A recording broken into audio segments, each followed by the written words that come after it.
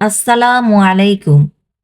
শুরুতেই মহান রাব্বুল আলামিনের কাছে শুকরিয়া জানিয়ে সবাইকে আমাদের চ্যানেল রিফ্লেক্ট অন ফেইথ এর আরো একটি নতুন ভিডিও দেখার জন্য আমন্ত্রণ জানাচ্ছি।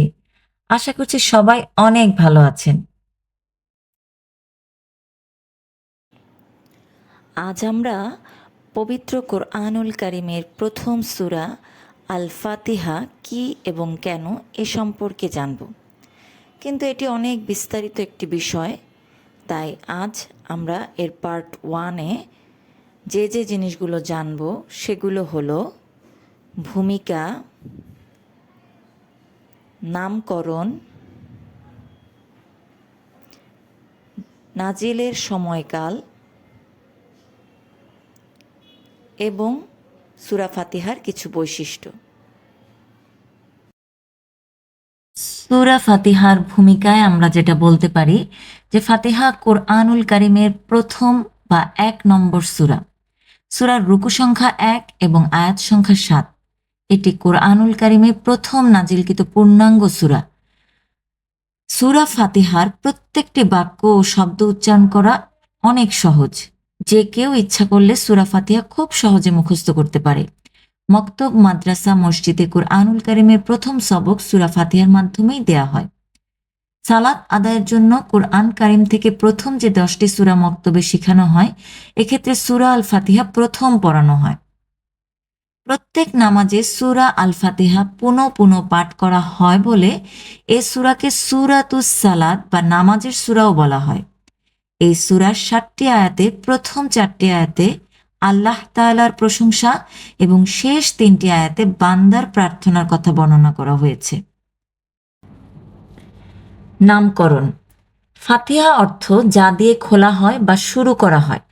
ফাতিহা শব্দের অর্থ শুরু, আরম্ভ, উদ্বোধন, উদ্ঘাটন প্রভৃতি।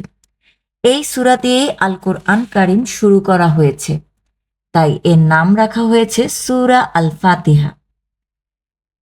নাজিল হওয়ার সময়কাল। সূরা আল ফাতিহা মহাগ্রন্থ আল কোরআনুল কারিমের একটি বিশেষ গুরুত্বপূর্ণ সূরা। এটি মুহাম্মদ সাল্লাল্লাহু আলাইহি সাল্লামের নবুয়ত লাভের একেবারেই প্রথম যুগের সূরা। সূরা আল আলাক, সূরা আল মুজাম্মিল, সূরা আল মুদ্দাসসিরের কয়েকটি আয়াত সূরা আল ফাতিহার পূর্বে অবতীর্ণ হয়েছে, কিন্তু পূর্ণাঙ্গ সূরারূপে এই সূরার অবতরণই সর্বপ্রথম। তাই স্পষ্টভাবে প্রতীয়মান হয় যে এটি একটি মাক্কি সূরা, অর্থাৎ মক্কা মুআজ্জেমায় নাজিল হয়েছে এই সূরা। এখন আমরা জানব সূরা আল ফাতিহার অনন্য কিছু বৈশিষ্ট্য সম্পর্কে। এই সূরাটি নাজিলই হয়েছে মানুষের সার্বিক কল্যাণ, মুক্তি ও পথ প্রদর্শক হিসেবে। সূরাটি বৈশিষ্ট্যের দিক থেকে অন্য সব সূরা থেকে আলাদা। সমগ্র কোরআন আল কারিম প্রধানত ঈমান এবং নেক আমলের আলোচনাতেই কেন্দ্রীভূত, আর এই দুটি মূলনীতি মিশ্রণ ঘটেছে এই সূরাতে।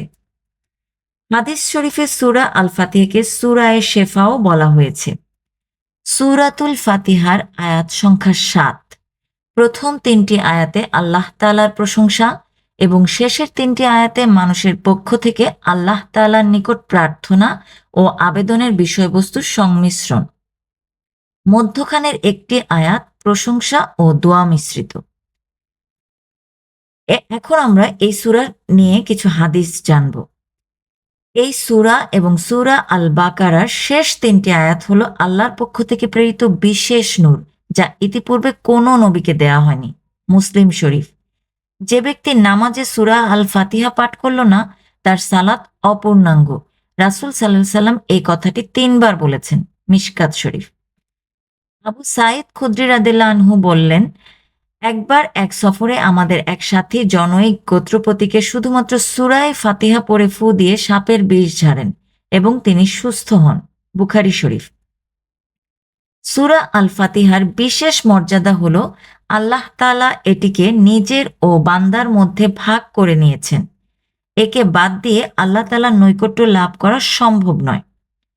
পবিত্র আল কোরআনুল কারীম মূলত ৩টি বিষয়ে বিন্যস্ত: তাওহীদ, আহকাম ও নসিহত। সূরা আল ইখলাসে তাওহীদ পূর্ণাঙ্গভাবে থাকার কারণে তা কোরআন কারীমের ১/৩ মর্যাদা পেয়েছে, কিন্তু সূরা আল ফাতিহায় ৩টি বিষয়ে একত্রে থাকার কারণে তা উম্মুল কোরআন হওয়ার মর্যাদা লাভ করেছে। সূরা আল ফাতিহার মূল বিষয়বস্তু হলো পুরা আল কোরআনুল কারীমের ব্যাখ্যা। পবিত্র আল কোরআনুল কারীমের মূল বিষয়বস্তু ঈমান ও নেক আমলের পুরোটি রয়েছে এই সূরাটিতে। বন্ধুরা, আজ সূরা ফাতিহা সম্পর্কে কিছু তথ্য জানলাম। পরবর্তীতে সূরা ফাতিহার আরো নতুন তথ্য জানতে চ্যানেলটি সাবস্ক্রাইব করে বেল বাটনটি বাজিয়ে দিবেন আশা করছি, যাতে করে ভিডিও আপলোড করার সাথে সাথেই নোটিফিকেশনটি চলে যায় আপনার কাছে। আর ভিডিও ভালো লাগলে ফ্রেন্ডস ও ফ্যামিলির সাথে শেয়ার করে পাশেই থাকবেন আশা করছি। আসসালামু আলাইকুম।